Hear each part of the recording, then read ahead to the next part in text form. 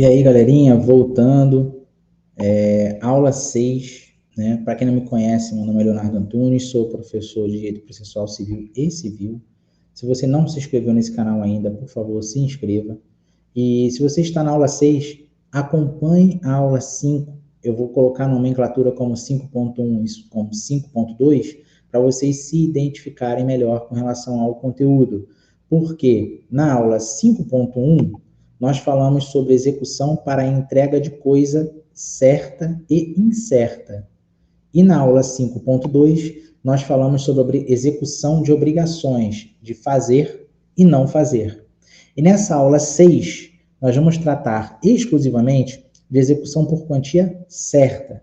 Não vamos falar hoje sobre execução contra a fazenda pública e execução de alimentos. Nós vamos falar numa próxima oportunidade, tá bom? Então, eu coloco aqui as espécies de execução para vocês se localizarem melhor no tempo e no espaço. São os artigos do Código de Processo Civil. Esse material, quem é meu aluno presencial vai receber em PowerPoint e PDF, e você que não é aluno presencial, por favor, solicite esse material pelo grupo ou pelo suporte que vai estar na descrição desse vídeo, tá? Beleza. Conceito. Obrigação de pagar quantia certa. Tem por objetivo o cumprimento de obrigação de prestação pecuniária não cumprida espontaneamente. Nós sabemos que para chegar nesse momento, pagar quantia certa, nós temos que ter uma relação jurídica, nós temos que ter um negócio jurídico formado entre duas pessoas, ou pessoa natural com jurídica, ou pessoa jurídica com jurídica, ou pessoa natural com natural, desde que haja uma relação horizontal, que é uma relação obrigacional. Essa relação obrigacional nós estudamos em Direito Civil 2 e comparamos com a relação de direito real no Direito Civil 4, mas nós executamos essa relação obrigacional no Direito Processual Civil 3. Então, daí a importância de eu tocar nesse assunto, para vocês verem a importância do conteúdo, sendo redundante, tanto de civil quanto de processo civil, beleza? Então, se realiza essa execução por quantia certa pela busca, constrição ou expropriação de bens do devedor, com a finalidade de apurar os recursos financeiros necessários ao adimplemento da obrigação. O que quer dizer com isso esse conceito, que é o que eu vou trazer para vocês agora, vocês vão entender. Qualquer tipo de relação contratual, qualquer tipo, mesmo que você não coloque no contrato que você deixa os seus bens à disposição, os seus bens responderão pelos seus atos, tá? Todos os processos judiciais têm as suas fases iniciais, fase intermediária e fase final. Vou colocar assim, de uma forma bem grosseira. Fase inicial, que eu posso dizer, fase de conhecimento, onde finaliza com uma sentença, a fase recursal, que é a fase de segunda instância, terceira instância, parando até o STF, descendo de novo para uma fase de cumprimento de sentença, vamos dizer assim, de uma maneira grossa, grotesca, não tem nada a ver, conceito para falar de fases processuais, as coisas mudaram ao longo do tempo. Mas se eu chegar no cumprimento de sentença e eu não tenho a minha obrigação satisfeita, a minha pretensão, melhor dizendo, satisfeita, eu busco através de penhora. É o que a gente vai ver um pouquinho mais adiante. Nós estamos falando de execução por quantia certa. É um devedor com um valor que deve pagar ao credor. É a quantia certa. Como eu vou pegar isso? Eu vou pegar através de penhora, se ele não tem dinheiro. Então, a gente vai trabalhar isso nessa aula. Beleza? Por isso que se fala expropriação de bens do devedor. É a retirada forçada dos bens móveis ou imóveis do devedor para que uma determinada dívida seja adimplida, ou seja, paga. Em outras palavras, por iniciativa do credor, o Poder Judiciário pode determinar a retirada de bens ou valores do patrimônio do devedor. Por que ele fala retirada de bens ou valores do patrimônio do devedor? A retirada de bens ele vai vir através da expropriação, adjudicação, alienação, apropriação de frutos. Valores do patrimônio do devedor, eu posso ter a apropriação dos frutos e posso ter também o bloqueio de conta. E eu trago 3 formas de expropriação. Nós sabemos que a expropriação do bem do devedor é a retirada forçada do bem móvel ou imóvel do devedor. Eu vou expropriar, eu vou retirar de uma maneira forçada. Nós temos 3 formas de expropriação. Uma, a adjudicação de bens. 2, a alienação do bem. 3, a apropriação de frutos e rendimentos da empresa ou de estabelecimentos de outros bens. O que é uma adjudicação de bens? É um ato de expropriação executiva, em que o bem penhorado é transferido para o credor ou outros legitimados. Como isso acontece? Eu sou réu numa ação, eu não pago o que o meu credor propôs na petição inicial, na execução, eu tenho um bem imóvel e esse bem imóvel é penhorado.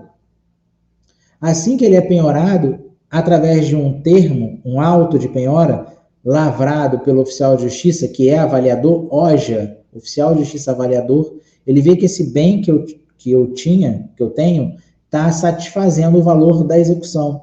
Então, ele penhora aquele imóvel. Eu tenho 10 imóveis, supostamente falando, tá? Hipoteticamente falando, eu tenho 10. Então, ele pegou um. Olha, o Leonardo tem 10 imóveis, eu quero um, agora ele vai passar a ter 9. Esse um está exatamente o valor da execução, esse é que eu quero. E lavra o auto de penhora. Mas no momento que ele lavra esse auto de penhora, é uma forma de expropriação de bem do devedor, ele coloca esse auto de penhora no processo. A parte credora, que é o exequente, vai dizer, o juiz vai falar, diga o exequente em 5 dias sobre o bem penhorado. Ele vai falar, ok, concordo. Então, a partir do momento que ele concorda, ele vai adjudicar aquele bem, ele vai se apropriar daquele bem. Então, é o ato judicial que concede a posse e a propriedade de determinado bem a alguém. Então, esse meu credor vai passar a ser proprietário do bem que me pertencia. Então, ele vai adjudicar esse bem. Beleza? Alienação de bens é a transferência do direito de propriedade de determinado bem. Essa operação pode ser realizada por meio de venda, permuta ou doação. A alienação, ela pode acontecer da seguinte maneira, em um processo judicial. Após recebido a penhora, o próprio devedor pode informar para o juiz, olha, esse bem já está anunciado de venda, um exemplo, tá? Podem ter outros exemplos aí. Ele já está para ser vendido. Tem uma pessoa que já se interessou, assinou um contrato de compra e venda, e o valor eu posso até reduzir um pouco para poder satisfazer essa execução. Ou a parte que compra paga até um pouco mais para satisfazer a execução. Ou eu tenho esse bem aqui, mas eu posso vender para satisfazer a execução. Entendeu? Então, eu posso pegar um bem que eu tenho para poder alienar e satisfazer a execução. Todas as ideias das 3 formas de expropriação é para satisfazer a execução, tá bom? Terceira forma de expropriação de bens, que é a apropriação de frutos e rendimentos de empresas ou de estabelecimentos e de outros bens. O objetivo principal do processo da execução é dar ao credor a satisfação do seu crédito. Eu posso ter uma empresa, um comércio, e eu posso destinar a renda diária para satisfazer o crédito com o meu credor. O oficial de justiça pode se apropriar da renda semanal ou pode se apropriar da renda mensal daquele estabelecimento comercial para esse valor ser depositado em juízo mês a mês, ou semanalmente, ou diariamente, para satisfazer o crédito do exequente. Tá? Então, a apropriação dos frutos e rendimentos de empresas ou de estabelecimentos. Beleza? Isso para satisfazer a pretensão do credor. E aqui, ó, eu falo sobre a proposição da execução por quantia certa, né? A execução por quantia certa tem início com o ajuizamento da ação pelo credor, que deverá preencher os requisitos da petição inicial, além de instruí-la com o que está previsto no artigo 798 do CPC, que é o título executivo extrajudicial. Sempre quando for fazer uma execução por quantia certa, devemos respeitar todos os princípios da petição inicial. Parte legítima, tem que haver o vínculo do negócio jurídico, tem que se anexar o contrato, que é o título executivo extrajudicial, para poder apontar ao juiz onde está havendo o inadimplemento, para se executar a quantia certa. Então, o pedido tem que ser certo, tem que ser líquido, tem que ser possível, as partes têm que ser legítimas, tem que haver o demonstrativo do débito, tem que se juntar o contrato para poder demonstrar qual é a cláusula que está sendo violada, para poder saber quem assinou, qualificar as partes, e aí sim o exequente, ele nessa execução deve indicar, né, a espécie de execução de sua preferência e os bens suscetíveis de penhora sempre que possível, tá? E aí a gente entra naquela questão. Após o acolhimento da petição, recebimento, né, da petição inicial, é expedido um mandado executivo, através do qual o devedor será citado e intimado a cumprir esse pagamento, essa obrigação de pagar, né, no prazo de 3 dias, sob pena de penhora. Do próprio mandado de citação já consta a ordem de penhora. Então, o oficial de justiça chega no local, se for uma empresa, né, recebe aqui o mandado de citação, você tem que pagar em 3 dias, se não pagar, eu volto aqui no 4º dia para poder penhorar. E geralmente, na prática, o oficial de justiça faz isso, ele entrega, a pessoa recebe, em 3 dias não paga, no 4º dia o oficial de justiça chega lá e penhora os bens do devedor. E aí, quando ele faz o auto de penhora, ele leva esse auto de penhora para o processo e o juiz já deixa o juízo garantido, né? E o juiz apresenta esse auto de penhora para o exequente. Fala nos autos assim: diga ao exequente sobre o auto de penhora de folhas tais, né? Do ID tal, agora processo eletrônico. E aí o credor, que é o exequente, se manifesta, dizendo se quer adjudicar ou não. De qualquer maneira, a partir do momento que esse bem é penhorado, já o juízo está assegurado. O juízo estando assegurado, o devedor pode apresentar embargos à execução. Então, ele tem todos os requisitos para embargos à execução. Fechou? Entenderam aí? Nós estamos indo passo a passo, tá bom, galerinha? Passo a passo. Na hora da dinâmica, a gente vai materializar isso, a gente vai debater sobre isso, vai melhorar para vocês, tá bom? O arresto, ele pode ocorrer do devedor não ser encontrado, né? Neste caso, o artigo 830 do CPC determina que o oficial de justiça arreste imediatamente tantos bens quanto bastarem para garantir a execução. O arresto poderá incidir sobre qualquer bem do executado, desde que seja penhorável. Entendeu? Então, se o executado não responder à execução, o oficial de justiça já pode arrestar, ou seja, pegar, ou seja, se apropriar, ou seja, colocar no auto de arresto, relatar o que tem de patrimônio penhorável ali, e aí informa ao juízo. É importante vocês entenderem o seguinte: quando nós trabalhamos execução, nós já falamos sobre isso no início do período, e eu vou repetir. Quando nós falamos de execução de título, execução de título extrajudicial, quando nós falamos disso, e nós temos uma quantia certa, a execução ela é uma ação executiva, é uma ação especial, onde o prazo que o executado tem, que é o devedor, para pagar é de 3 dias, sob pena de bens à penhora, e quando os bens forem penhorados, ele pode apresentar em 15 dias embargos à execução. Esses embargos de execução, eles são opostos, melhor dizendo, por uma via, segundo entendedores, segundo doutrinadores, incidental. Outros falam que não, por uma outra via. Então, considerando que eu tenho uma ação executiva, que é um procedimento especial, onde o executado recebe a citação e intimação para pagar em 3 dias, sob pena de bens à penhora, e lhe assegurado os embargos no prazo de 15 dias, ele faz uma petição inicial de embargos, distribui uma nova ação de embargos, menciona que esse embargo está direcionado a um processo judicial com número, e lá dentro do processo principal, que ele responde como executado, ele informa que opôs embargos no processo tal. Então, ele junta a cópia do processo novo na ação principal. Eles correm com 2 números diferentes, paralelo um ao outro. Dependendo da situação, o principal é suspenso e é julgado os embargos, tá? Para não haver prejuízo ao processo principal. Mas na situação geral, né, na situação específica, esses embargos são apensados ao processo principal, onde após o julgamento do mérito da ação, que é procedente ou improcedente, os embargos ou a execução, eles são arquivados juntos, tá? Porque ali tem assegurado o princípio do contraditório e da ampla defesa. Entenderam aí? Vocês não podem falar comigo porque eu estou gravando, mas mandem mensagem para o celular que está na descrição, caso vocês não entendam, tá bom? O arresto poderá ser requerido também desde logo na petição inicial.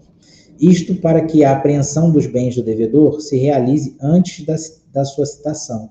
Então, eu posso pegar a recomendação que eu até dou para vocês, é o que eu faço aqui no escritório também. Vamos fazer um negócio jurídico? Vamos. Vamos fazer com quem? Com fulano. Esse fulano tem liquidez? Agora, há pouco tempo, frustrou o negócio que nós íamos fazer no escritório. Nós levantamos a ficha do cidadão, o cidadão tem mais de 200 processos contra ele. Então, não tem como lograr êxito em fechar um negócio com uma pessoa dessa. Tá? Então, tem uma pessoa que não tem liquidez para satisfazer minha pretensão. Na semana retrasada, nós fizemos um acordo com outro cliente, que esse aí seria parceiro, né? Mas nós temos um cliente que é devedor, fizemos um levantamento dos patrimônios e encontramos 3 certidões positivas de bens imóveis. Então, nós sabemos que esse cliente ele tem liquidez. E a gente fez um acordo de pagamento de honorários parcelado com esse cliente. Caso esse cliente não pague, não satisfaça, nós já podemos direcionar a execução desse contrato para os bens que nós encontramos. Então, inclusive, nós podemos fazer esse arresto, caso haja inadimplemento. Mas, pelo que eu tenho visto, ele não vai parar, ele não vai descumprir o contrato.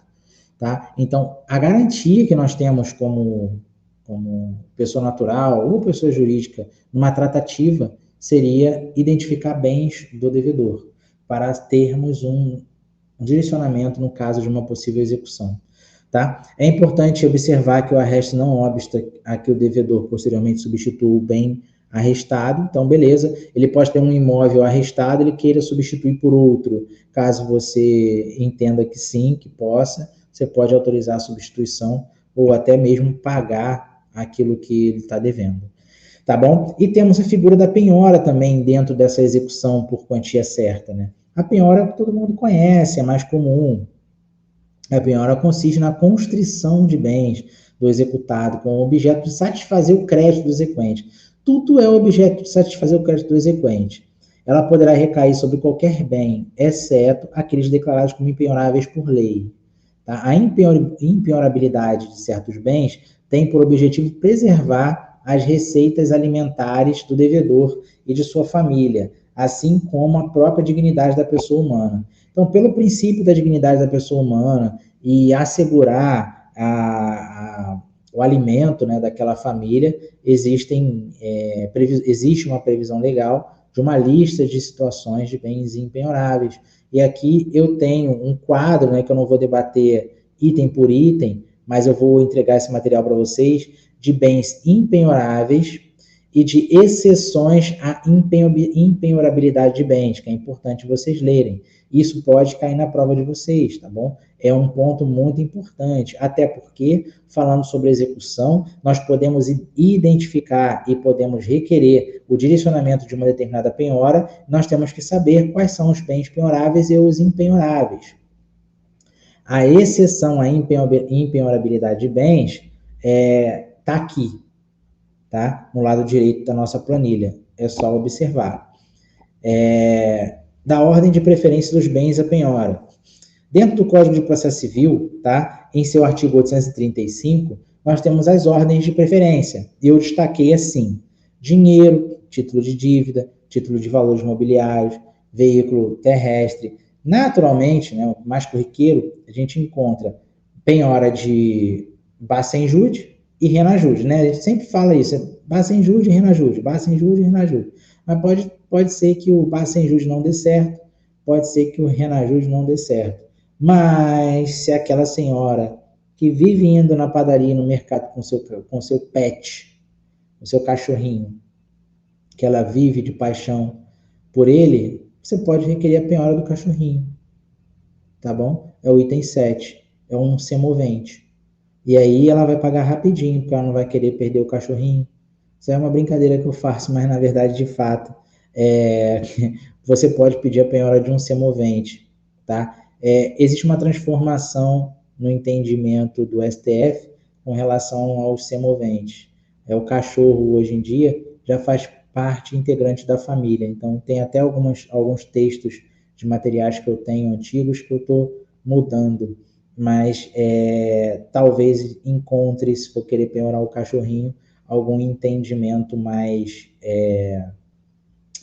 antigo, né? Falando que é empenhorável, mas enfim, a gente vai enfrentar debates. O que eu quero mostrar para vocês é que existem outras formas de penhora sem ser dinheiro e renajude, tá?